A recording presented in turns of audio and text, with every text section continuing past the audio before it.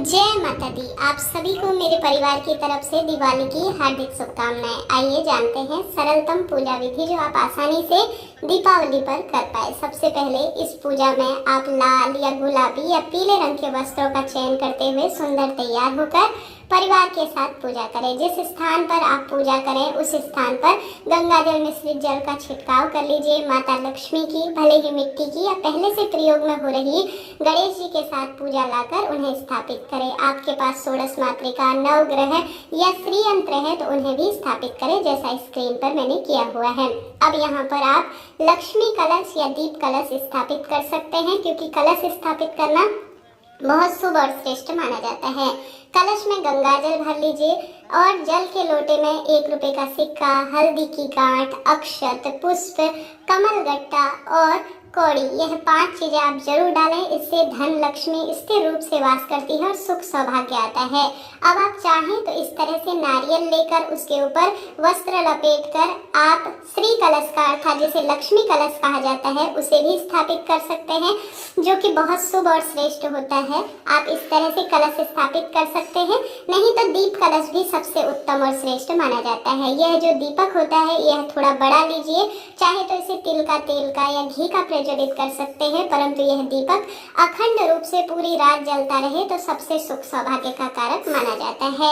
मैंने चावल की ढेरी पूर्ण रूप से पात्र रूप में ली है और ऊपर मैंने जो पत्ते हैं वह अशोक के लिए हैं, उन पर मैंने चंदन हल्दी लगा दी है, आप देख पा रहे होंगे। साथ ही उसके ऊपर मैंने दीप कलश स्थापित कर लिया है। यह दीप कलश लंबी बत्ती का लगेगा और सुंदर रूप में धन लक्ष्मी को सुंदर तरीके से आकर्षित करने वाला होगा। इसमें 1 चुटकी हल्दी डालते हैं तो भी बहुत शुभ और श्रेष्ठ होता है, या 1 रुपए का सिक्का भी डालते हैं तो बहुत श्रेष्ठ माना जाता है। ओम महालक्ष्मी नमो नमः ऐसा आप कहते हुए, ओम श्री गणेशाय नमः कहते हुए जल के छींटे स्नान का भाव करते हुए समर्पित कीजिएगा। वीडियो में यह भी जानेंगे कि माता लक्ष्मी की आरती करनी चाहिए या नहीं, शंख बजाना चाहिए या नहीं, ध्यान से सुनिएगा। अब आपने जल के छींटे संपूर्ण देवी देवताओं पर समर्पित कर दिए। परिवार सहित आप थोड़ा हाथ में पुष्प और अक्षत लेकर अपने इष्ट मित्र देवी देवता और सभी देवी देवताओं का ध्यान कर प्रार्थना करें कि हे प्रभु, सब मेरी पूजा में आए, सम्मिलित होएं और मेरे घर के अन्न धन के भंडार भरे। ऐसी आपको प्रार्थना कर दीपक प्रज्वलित कर लेना है, क्योंकि दीपक हमारी पूजा पाठ का साक्षी है। धूप प्रज्वलित कर लेना है, क्योंकि धूप से सुगंधित माहौल होता है और मन प्रसन्न होता है। अब सबसे पहले गणेश जी पर आप चंदन लगाएं और अक्षत समर्पित करें। नवग्रह, वास्तु यंत्र और जो है श्री यंत्र इत्यादि पर भी आप रोली, चंदन, मोली, अक्षत समर्पित करें। माता लक्ष्मी पर आप हल्दी, कुमकुम और रोली इत्यादि अपनी इच्छा अनुसार समर्पित करें। बहुत सर्वश्रेष्ठ, यह बहुत बड़ी विशेष पूजा मानी जाती है। अब प्रश्न आता है कि दीदी क्या हम सभी माता लक्ष्मी की पूजा करें या नहीं। यह लोक मान्यताएं सभी ने फैला दी है। जब तक आप लक्ष्मी पूजन में आरती नहीं करते हैं तब तक कोई भी पूजा हो वह अधूरी मानी जाती है, पूर्ण नहीं है। शास्त्रों में कहीं भी ऐसा नहीं लिखा है कि लक्ष्मी माता की आरती नहीं करनी चाहिए। सब लोक मान्यताएं हैं, भ्रम फैला दिया गया है, किसी शास्त्र में नहीं लिखा है। नहीं तो माता लक्ष्मी की इतनी आरती कहाँ से बनती, किस स्वरूप में बनती।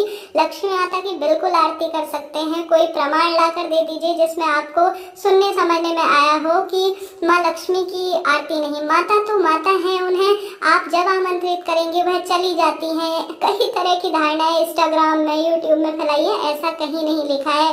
शास्त्र प्रमाण जानना चाहते हैं तो बिल्कुल मुझसे पूछ सकते हैं।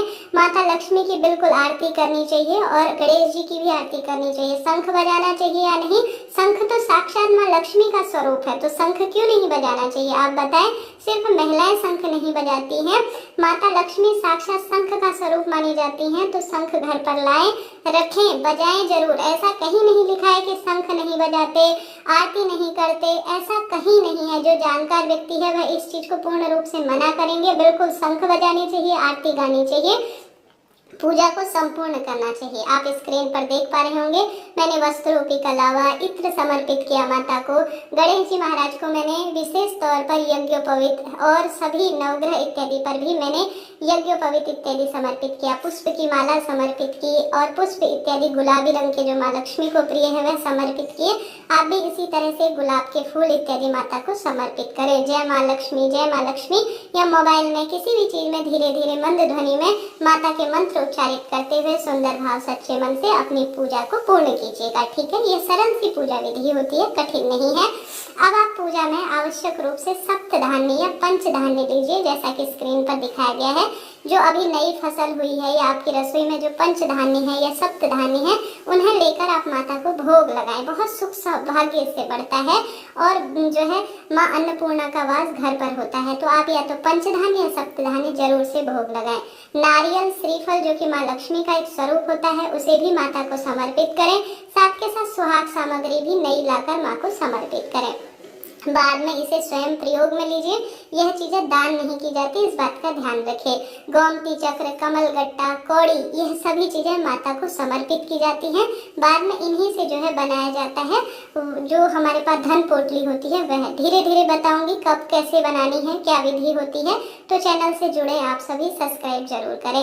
अब इसके बाद आप सभी जो सिक्के आपके पास है या आपने जो सोने की चांदी की शॉपिंग की है, सब आपको माता के समक्ष प्रस्तुत करना है। पंच फलों का भोग, पंच मिठाई, खीर का भोग माता को प्रिय है, अनार का भोग माता को प्रिय है, सब भोग माता को समर्पित करें। इस दिन विशेष तौर पर सिंघाड़ा और सीताफल और विशेष तौर पर अनार जो होता है, शहद होता है, इन 5 खिल बताशों का भोग लगाने से माता प्रसन्न हो जाती है। तो इस तरह से सरल सी पूजा करें।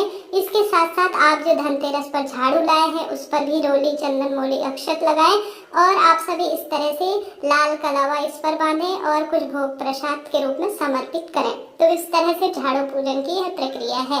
आशा है, उम्मीद है आप समझ रहे होंगे मैं कैसे पूजा कर रही हूँ। कोई प्रश्न रह जाए आप पूछ सकते हैं, आपका अपना चैनल है। जल का लोटा जब आप भोग लगा ले तो हाथों हाथ माता को समर्पित करें। नए बर्तन जो आपने खरीदे हैं उन्हें भी माता रानी के समक्ष प्रस्तुत करें, उन पर भी फूल, अक्षत इत्यादि समर्पित करें और सरल सी पूजा विधि को आप परिवार के साथ संपूर्ण करें। यह हमारी करीब करीब पूजा हो गई है। यहाँ पर बैठकर आप महालक्ष्मी के मंत्रों का जाप करें और साथ ही साथ महालक्ष्मी की आप कथा भी जरूर सुने। अभी मैं पान के पत्ते की व्यवस्था नहीं कर पाई हूँ। पान के पत्ते में लौंग, इलायची रखकर माता को मुख शुद्धि के लिए आप शहद रखकर माता को भोग जरूर लगाएं। इससे भी माता रानी बहुत प्रसन्न होती है। अंत में भूल चूक के लिए जो है क्षमा प्रार्थी होकर सुंदर रूप में एक दीपक लीजिए, उसमें कपूर और जो है एक दूसरा दीपक लगाकर उसमें से माता रानी की अच्छी आरती करें परिवार सहित और दीप दान करें। 11, 21, 51, 108 जितना आपका मन है। हर स्थान पर, कोई भी स्थान ऐसा नहीं है जहाँ पर अंधेरा हो, इस बात का ध्यान रखें। खूब दीप दान करें सुंदर रूप में और माता की आरती करें।